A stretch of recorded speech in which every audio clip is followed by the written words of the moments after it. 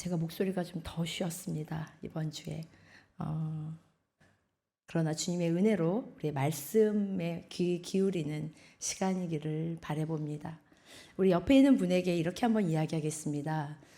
당신에게 하나님의 착한 일이 시작되었습니다.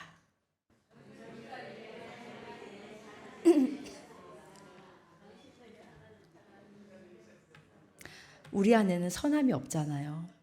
우리 안에는 착함이라는 게 사실은 없습니다.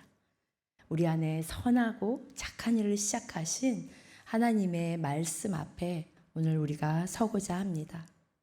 몇 주 전에 기억 못하시겠지만 우리 빌립보서 1장 1절에서 6절까지의 말씀을 잠깐 살펴봤었습니다. 그 앞에 있었던 내용을 아주 짧게 얘기를 하자면 빌립보 교회는 아주 많은 우상이 있었던 지역입니다. 그곳은 기독교적인 지배 아래 있지 않았고 반기독교적인 정신이 지배하는 곳으로 마게도니아라는 지방에 위치합니다. 사회적으로나 정치적으로나 문화적으로나 그리고 정신적인 배경이 기독교, 우리 예수 그리스도를 믿는 것과는 그 어떠한 끈도 닿아 있지 않은 곳이었습니다. 바로 그곳에 바울을 통해 그들은 복음을 듣게 되었습니다. 그런데 살짝 기억이 나실 수도 있는데요. 자신들에게 그렇게 복음을 전했던 바울이 교회를 세웠던 선생님이 감옥에 가게 되었다라고 말씀드렸습니다. 이것은 몹시 당황스러운 사건이었고 그들의 마음이 흔들릴 수 있는 위기였습니다. 라고 지난주에 말씀드렸습니다. 바로 그들에게 바울이 1장 6절에서 이렇게 말했습니다. 우리 함께 읽어보겠습니다. 너희 안에 맞습니다. 너희 안에 착한 일을 시작하신 이가 그리스도 예수의 날까지. 제목이 그래서 우리 안에 착한 일을 시작하신 이입니다. 이 말씀으로 바울은 그들의 혼란과 그들의 어지러움을 이 말씀으로 위로하고 격려하고 하나님의 말씀으로 그들을 붙잡았습니다. 오늘 본문 함께 읽었던 7절부터는 이제 이렇게 바울이 확신했던 근거와 그 사랑의 내용을 조금 구체적으로 우리가 살펴보고자 합니다. 우리 7절 중간부터 우리 8절까지 PPT 앞에 띄우시는 부분을 보고 우리 함께 읽어보겠습니다. 너희가 앞에를 다 우리 오늘 목사님이 쳐주셨는데요.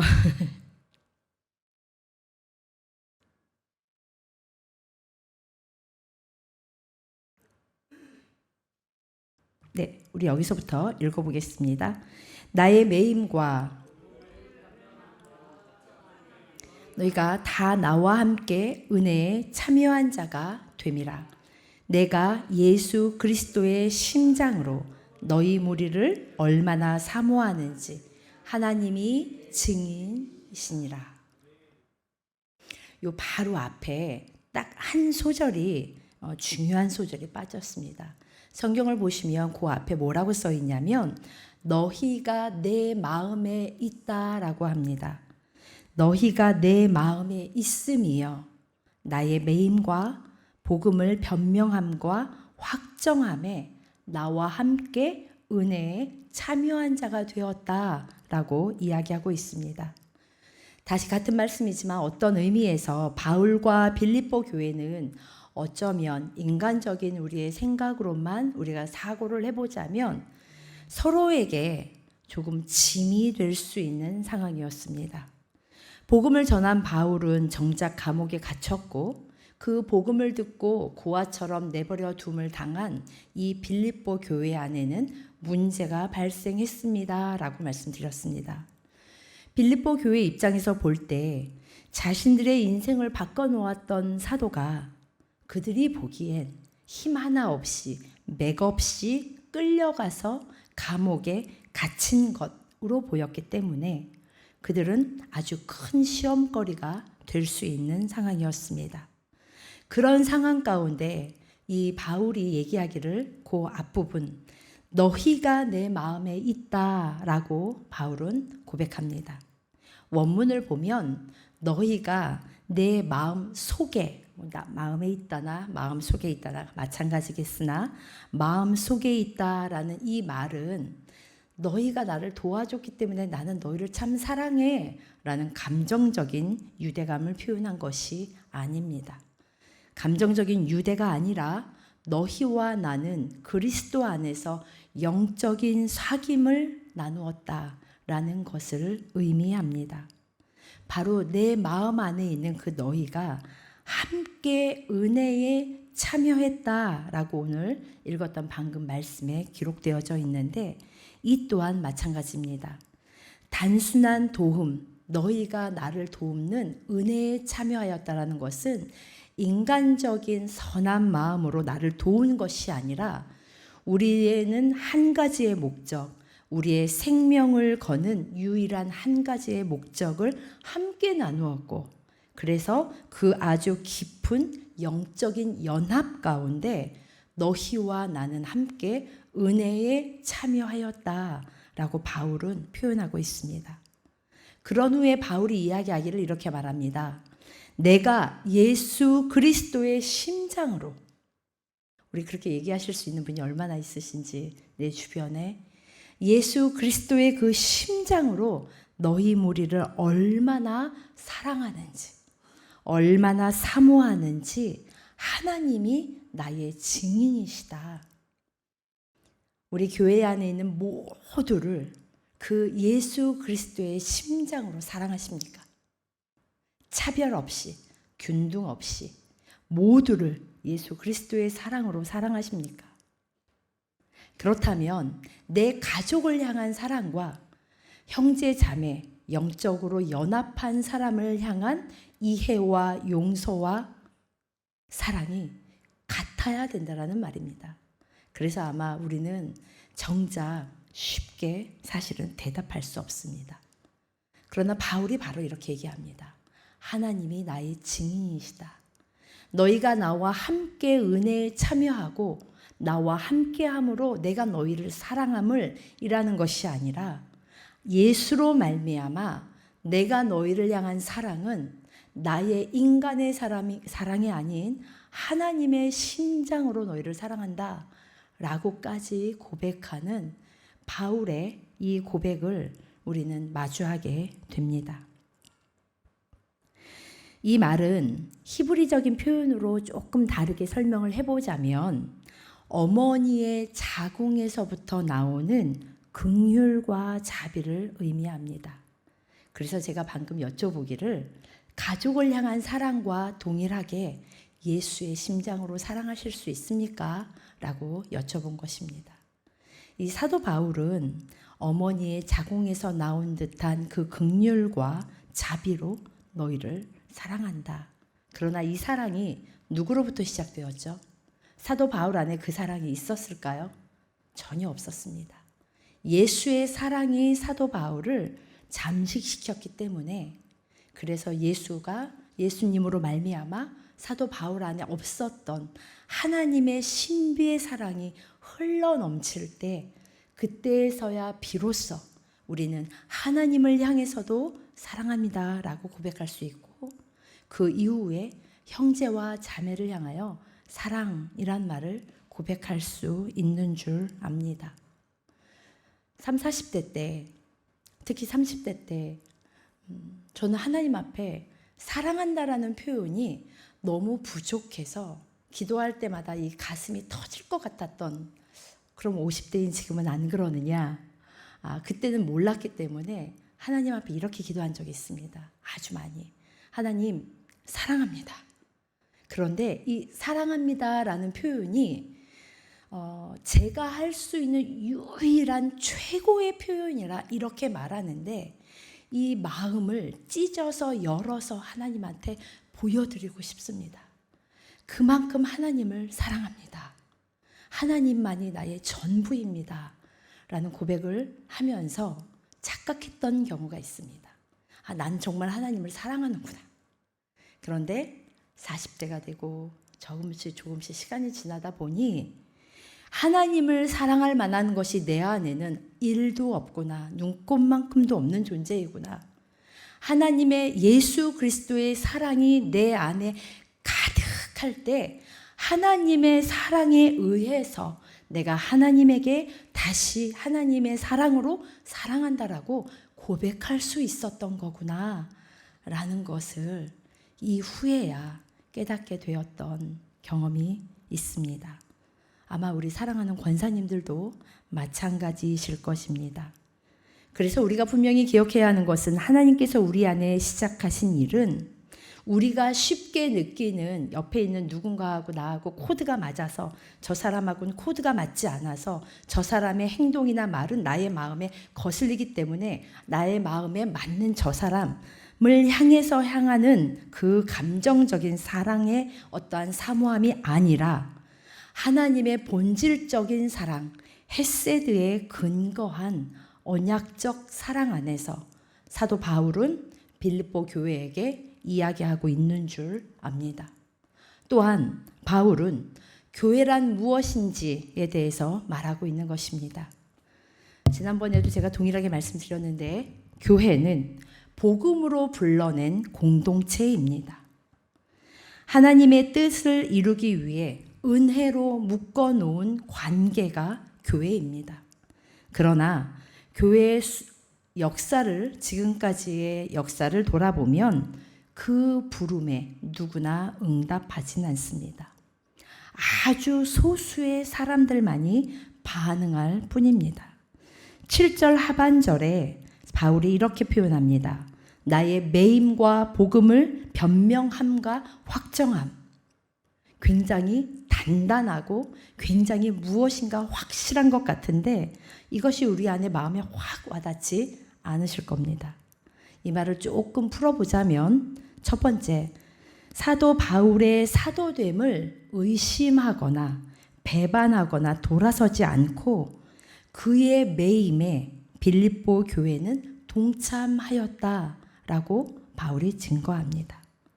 그런데 이렇게 동참하였던 교회가 유일한 빌립보 교회였던 것 같습니다. 두 번째는 복음의 변명함과 확정됨이란 복음을 단순히 머리로 귀로 듣고 머리로 이해하고 있는 어떠한 이데올로기나 우리가 생각하는 고급 종교 그 수준이 아니라 우리의 삶으로 복음을 빛을 드러낼 때 우리는 복음의 변명함과 확정함이 무엇인지 그때에서야 비로소 알게 될 것을 의미합니다. 바울의 다른 서신들을 바라보면 많은 교회들이 움츠러들었음을 곳곳에서 우리가 엿볼 수 있습니다. 그 똑똑했던 에베소 교회에 서신을 보낼 때요. 사도 바울은 내가 스스로 자신이 옥에 갇히게 된 이유를 설명합니다. 그러면서 내가 옥에 갇힌 것은 오히려 에베소 너희의 영광이라고 말해줍니다. 그 이유는 무엇이냐면 바울이 옥에 갇힌 것은 바울의 잘못으로 감옥에 들어간 것이 아니라 이방인들도 하나님의 자녀가 될 수 있다라는 것을 전했기 때문입니다. 그렇기 때문에 바로 그 이방인이었던 에베소 교회 너희들은 낙심하지 말라라고 특히 3장에서 바울은 이야기합니다. 우리가 잘 알고 있는 디모데가 있습니다. 디모데도 담대함을 잃었던 것 같습니다. 우리 디모데 후서 1장 8절 말씀 우리 함께 읽어보겠습니다. 그러므로 너는 내가 우리 주를 증언함과 또는 주를 위하여 갇힌 자 된 나를 부끄러워하지 말고 오직 하나님의 능력을 따라 복음과 함께 고난을 받으라. 이렇게 엄히 디모데에게 이야기하고 있습니다. 우리 모두는 적어도 움직이는 교회인 우리 한 사람 한 사람은 이 놀라운 하나님의 은혜에 참여하고 싶은 열망을 다 가지고 계십니다. 하지만 그 은혜에 참여하는 자는 감정적으로 은혜에 참여하는 것이 아니라 눈을 똑바로 뜨고 앞을 직시하고 나 자신을 하나님 앞에서 직시할 필요가 있다고 성경은 계속해서 이야기합니다. 바로 그 자각, 내가 어떠한 존재인지 하나님 앞에서 나를 직시할 수 있는 힘, 그 자각으로 하나님 앞에, 십자가 앞에 나를 세워야 하기 때문입니다. 그러나 정작 하나님 앞에서 나 자신을 직시한다라는 건 어떠십니까? 쉬우십니까? 죽는 날까지 어렵습니다. 얼마나 어려운지 우리는 견디기 힘들 만큼 고통스러움을 하나님 앞에 토로하기도 합니다. 때로는 사람이 아닌 하나님 앞에 투정을 부리기도 합니다. 내 안에 원래의 본성과 하나님이 말씀하시는 그 직시해야 하는 본래의 내 모습을 바라보는 과정 가운데 우리는 알 수 없는 화를 우리 안에 계속해서 일으키기도 합니다. 그래서 우리가 선택할 수 있는 아주 쉽고 간단한 방법이 하나 있습니다. 도망치는 것입니다. 그렇게 우리를 만듭니다. 하나님 앞에서 나를 직시하고 자각한다는 건 그만큼 어려운 일입니다. 우리는 성경을 읽습니다. 그렇죠, 권사님들, 우리 성도님들. 그리고 우리는 아침마다 성경을 읽고 성경을 적용하고 해석하고 관찰 질문 앞에 우리가 서게 됩니다. 그러나 실상 우리가 성경을 읽는 것 같으나 성경이 우리를 읽는다는 것을 믿으시기 바랍니다. 내가 성경을 나의 눈으로 읽겠다고 성경을 펼치고 앉는 순간 성경이 어려워요. 말이 왜 이렇게 복잡해요? 무슨 뜻인지 모르겠어요. 이거는 목사님만 아는 거 아닐까요? 라고 생각하시겠으나 바로 이 성경이 나를 읽습니다. 그리고 하나님의 말씀이 나를 관찰합니다. 우리는 이것을 분명히 알아야 합니다. 말씀의 놀라운 신비가 어떻게 우리 안에 작용하는지 이러한 영적인 비밀을 우리는 반드시 경험해야 합니다. 일회성 경험이 아니라 그래서 우리는 날마다 숨쉬는 가운데 소망하기를 하나님 이 경험이 내 안에서 끊어지지 않기를. 이것이 끊어질 때 그때 우리는 영적인 악하는 비명과 함께 우리의 본래 죄성으로 돌아가게 되기 때문입니다. 그 이유는 우리의 본성의 철저한 죄성을 인정하는 것이 그만큼 어렵기 때문입니다. 세상은 어떻습니까? 너의 자아대로 열심히 꿈을 꾸고 살아라 라고 얘기합니다. 너는 이 세상에 그 누구도 함부로 할 수 없는 존재하는 존귀한 자이며 세상에서 말하기를 너의 뜻이 옳으니 너의 삶을 너가 개척해라. 너의 자아는 멋지다 라고 세상은 계속해서 이야기합니다. 그러나 교회를 들어오면 어떻습니까? 너의 자아를 죽여라. 우리는 여기서부터 충돌이 일어납니다. 그래서 우리의 다음 세대는 이런 말만 들으면 귀를 닫고 몰라 하고 싶은 인간 안에 본래 가지고 있는 그 죄성과 여전히 싸우고 있는 줄 압니다. 젊은 세대만이 아니죠. 사실 저 역시 마찬가지이고 우리가 다 그럴 것입니다. 하지만 성경은 분명히 말하기를 우리의 죄성을 인정할 때 임하는 하나님의 은혜가 아니고서는 예수 그리스도와 실제적인 관계 가운데 들어갈 수 없다라고 단호하게 성경은 모든 곳에서 이야기하고 있습니다. 요한복음 3장엔 예수님과 니고데모의 대화가 나옵니다. 전체를 다 볼 수는 없으나 우리 그 중에 한 절만 읽어보겠습니다. 5절입니다. 진실로 진실로 내게 이르노니 사람이 물과 성령으로 나지 아니하면 하나님의 나라에 들어갈 수 없느니라. 예수님은 너의 자아의 죽음과 온전한 예수 그리스도 앞에 너희의 죄성이 철저하게 깨어지는 그 과정을 통해 나와의 관계가 시작된다라는 그런 의미에서 니고데모의 대답에 예수님은 5절에서 또 그 앞에서 대답을 2번을 해주십니다. 안타깝게도 교회 안에 많은 사람들은 이런 과정을 경험하지 못합니다. 시간이 지나면서 우리는 타성해졌고 이중적인 신앙적인 삶을 살아갑니다. 그렇게 고착화돼 버린 나 자신의 모습과 어쩌면 우리의 모습을 우리는 종종 보게 됩니다. 그래서 교회를 오면 아멘하지만 교회만 벗어나면 죽을 거야, 죽고 싶어. 우리는 이런 말을 너무 쉽게 합니다. 즉 교회 안에서만 우리는 그리스도인의 옷을 입고 교회 문을 열고 나가는 순간 우리는 벗어버리는 것이 어쩌면 익숙해져 있는지도 모르겠습니다.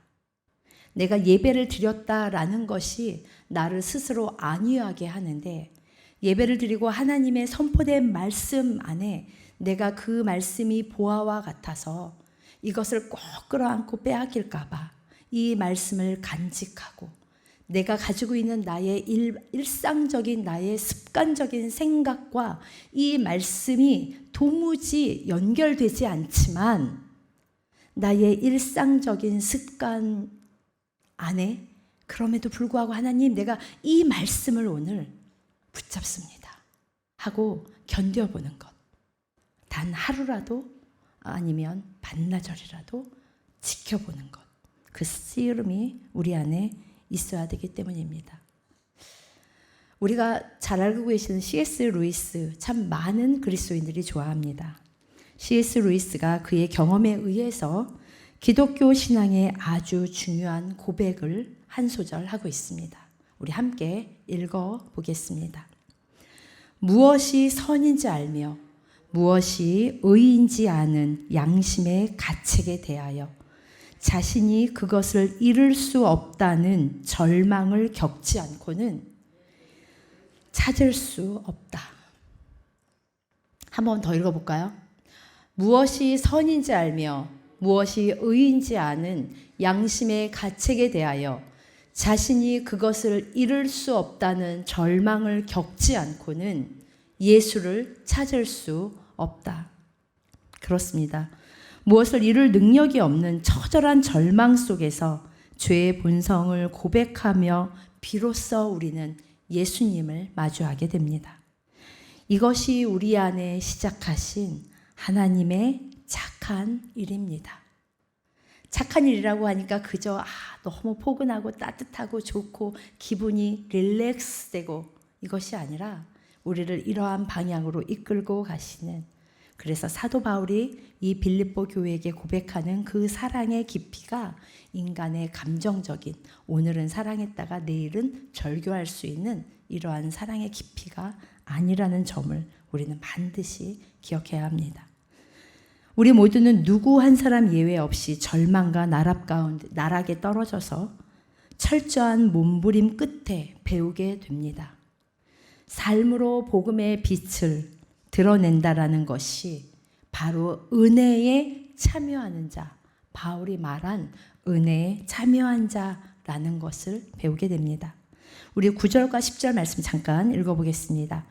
내가 기도하노라 너희 사랑을 지식과 모든 총명으로 점점 더 풍성하게 하사 너희로 지극히 선한 것을 분별하며 허물 없이 그리스도의 날까지 이르고.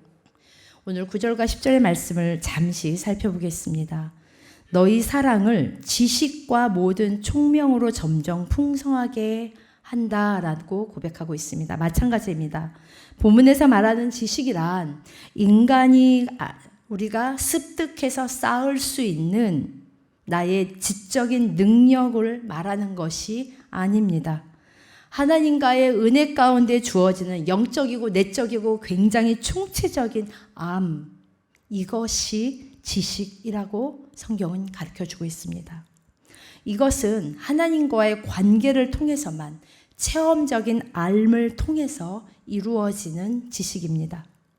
그리고 바울이 총명이라는 말을 썼는데 이것은 지각 또는 감각이라고 번역될 수도 있습니다. 바울이 단순히 아는 것이 아니라 하나님과의 그 깊은 관계 속에서 분별력 있는 사랑이 너희 안에 자라나기를 기도하고 있는 것입니다. 그 빌립보 교회 안에 그 사랑이 에베소의 말씀처럼 그리스도의 장성한 분량에 이르러 하나님의 은혜의 풍성함을 누리는 그 열망이 이 빌립보 교회를 향한 바울의 열망이었습니다. 에베소서 3장 18절과 19절 말씀 잠깐 함께 읽어보겠습니다. 능히 모든 성도와 함께 지식에 넘치는 그리스도의 사랑을 알고 그 너비와 길이와 높이와 깊이가 어떠함을 깨달아 하나님의 모든 충만하신 것으로 너희에게 충만하게 하시기를 구하노라.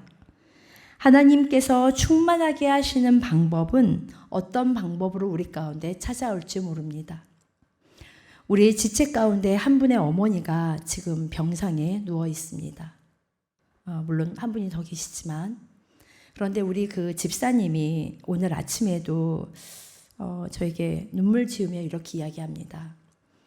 엄마는 핸드폰으로 찬양을 찾아서 들을 수도 없고 하나님의 말씀을 우리 유튜브나 아니면 우리 교회 말씀에 들을 수도 없고, 그래서 우리 목사님에게 기도를 녹음을 해서 달라고 해서 어머니에게 거기서 들려드렸다라고 얘기를 합니다. 그러나 그건 일회적이잖아요 라고 얘기를 합니다. 그러나 병상에 있는 수많은 사람들에게 나타났던 저는 이야기를 많이 들었습니다. 하나님을 알지 못했거나 하나님을 향한 확신이 없어서, 그러나 그 무섭고 두려운 그 병상 앞에 예를 들어서 창문의 창가의 빛을 통해서 그냥 평상시와 동일하게 바라보는데 그 가운데 그 동일한 빛 가운데 하나님이 나를 찾아오셨어. 저 빛 속에서 하나님의 모습이 보여. 저 하나님이 예를 들어서 우리 병실에 가면 커튼이 있잖아요. 다 이렇게 한 번씩 닫잖아요. 그 답답한 그 좁은 공간의 그 커튼의 그 하얀 커튼을 통해 답답한 것이 아니라 이것을 통해 어떠한 하나님이 나에게 다가오심을 알았어, 만났어 라고 고백하는 사람들을 종종 봤습니다. 그래서 그렇게 위로를 해봤습니다. 하나님의 말씀을 찾아서 들을 수 없고, 우리 권사님들 인터넷이 하는 것이 좀 어려우셔서 이것을 찾아서 젊은 사람들처럼 유튜브를 하나님의 찬양을 다 들을 수 없으나, 그럼에도 불구하고 우리의 사랑하는 우리 행복마을 권사님들에게 하나님이 날마다 빛으로 찾아오시듯 병상에 있는 그 누구에게나 아니면 우리 각자 모든 사람에게 하나님은 각자의 한 사람이 그 사람이 깨달을 방법으로 하나님은 찾아오십니다. 그래서 그 찾아오시는 모습은 사실 다 다릅니다. 굉장히 주관적입니다. 하지만 굉장히 사실적인 경험입니다. 이런 모든 다른 경험을 하지만 우리는 한 가지 동일한 고백을 합니다. 뭐라고 고백을 하냐면 성령님께서 찾아오셨습니다. 제가 성령 하나님을 만났습니다. 라고 고백합니다. 그 고백이 우리의 병상에 계시는 분들이나 우리 모두에게 오늘도 임하기를 바랍니다. 그 하나님을 알매 길이와 높이와 깊이가 충만해지는 것, 이 일이 우리 안에 시작된 하나님의 착한 일입니다. 빨리 말씀을 이제 마무리하고자 합니다.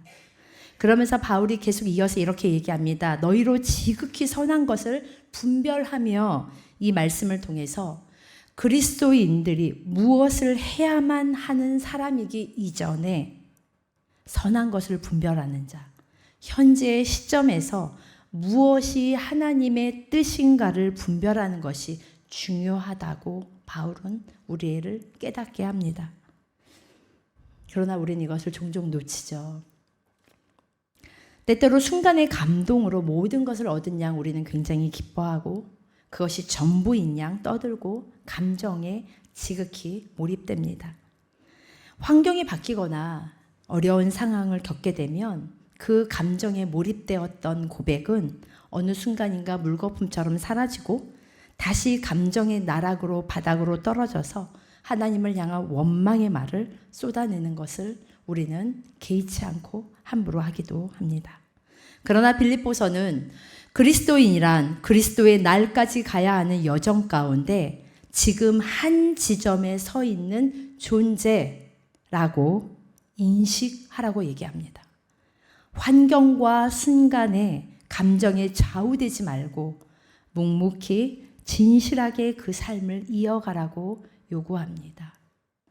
이 말씀을 이렇게 적으면서 참 매번 그렇지만 특히 더 부끄러웠습니다. 저 역시 어려운 사람이기 때문입니다. 한 사람도 예외 없이 우리는요, 적당히 착합니다. 우리는 다 적당히 악한 존재들입니다. 내가 타고나기를 성품상 착해 보이는 것이지, 내가 성품상 시끄러워 보이는 것이지, 우리는 누구나 다 적당히 악하며 적당히 착합니다. 그런 우리에게 착한 일을 시작하신 성령님께서 그런 우리가 생각하는 본래의 우리의 본성을 거스를 수 있는 힘을 주시는 줄 믿습니다. 그렇게 성경의 요구는 우리를 영적인 씨름의 현장으로 이끌어갑니다. 세상 사람 중 소수가, 그의 아주 소수가 반응할 뿐입니다. 그러나 그 반응하는 사람들은 분투합니다. 때로는 피를 흘리기도 하고 흙바닥에 주저앉아 하나님 앞에 아무것도 할 수 없는 그 무기력함에 주저앉아 있기도 합니다. 그러나 우리 안에 착한 일을 시작하신 이로 말미암아 우리는 11절의 말씀을 노래할 수 있습니다. 우리 11절 말씀 함께 읽어보겠습니다. 예수 그리스도로 말미암아 의의 열매가 가득하여 하나님의 영광과 찬송이 되기를 원하노라. 우리 한 번 더 읽어볼까요? 예수 그리스도로 말미암아 의의 열매가 가득하여 하나님의 영광과 찬송이 되기를 원하노라.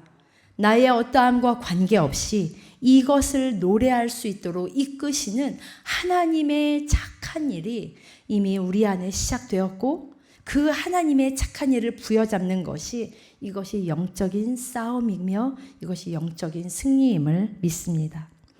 예수만 붙잡고 살아가는 삶은 참 오해받기 쉽습니다. 대책 없어 보입니다. 때로는 억울함을 받기도 합니다. 때로는 비웃음을 받을 수도 있습니다. 제가 들었던 많은 말들 가운데, 아주 지금까지도 들었던 수많은 말들 가운데 세상적인 생각으로 바라보면, 심지어는 교회 안에 계시는 저하고 굉장히 가까웠던 많은 권사님들이 참 대책 없이 살아라는 얘기를 합니다. 이 대책 없이 살아는 다른 것이 아니라, 당신은 미래에 대해서 아무것도 준비가 되지 않고 어떻게 그렇게 대책 없이 살지? 라고 합니다.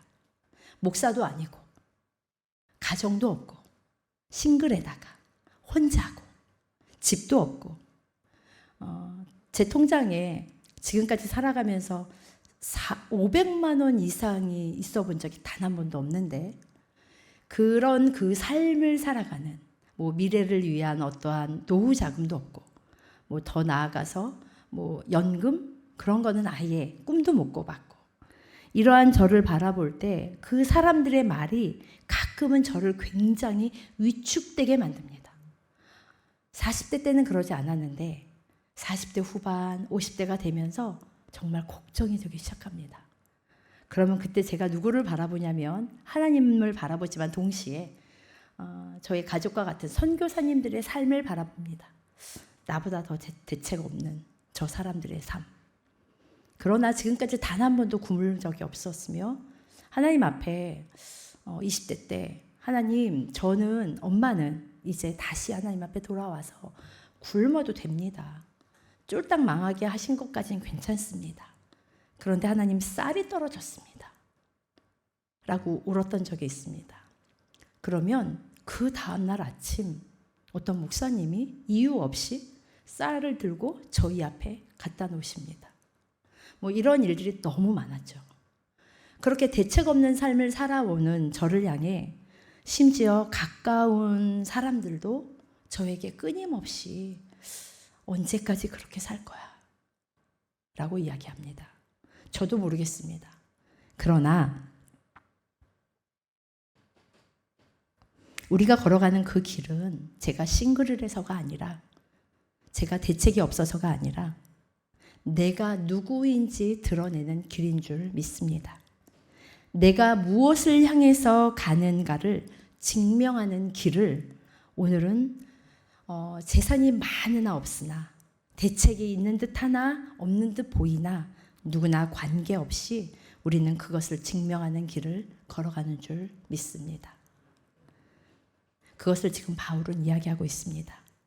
우리가 이 세상에 속해 있지 않고 영원하신 하나님의 자녀가 되는 그것이 확증되는 길입니다. 하나님께서 우리 안에 시작한 이 착한 일은 곧 히브리 단어로 표현하자면 하나님 보시기에 선한 일입니다. 내가 보기에, 우리가 보기에 흡족하고 우리가 보기에 선한 일이 아니라 하나님 보시기에 선한 그 착한 일을 하나님께서 시작하셨기 때문에 우리들의 죄성과 연약함에도 불구하고 하나님은 반드시 완성시키실 것입니다. 믿으십니까? 이것이 우리의 유일한 위로이며 이것이 우리의 대책이며 이것이 우리의 위로, 의지, 우리의 유일함일 것입니다. 사도 바울이 빌립보 교인들에게 흔들리지 말고 예수 그리스도 안에 있는 영광스러운 이 길을 가라고 기도하였듯 지금 이 순간도 우리의 주님은 하나님의 보좌 우편에서 저와 우리 사랑하는 성도님들을 위해 지금도 그렇게 중보하고 계시는 줄 믿습니다. 우리 함께 잠시 기도하겠습니다.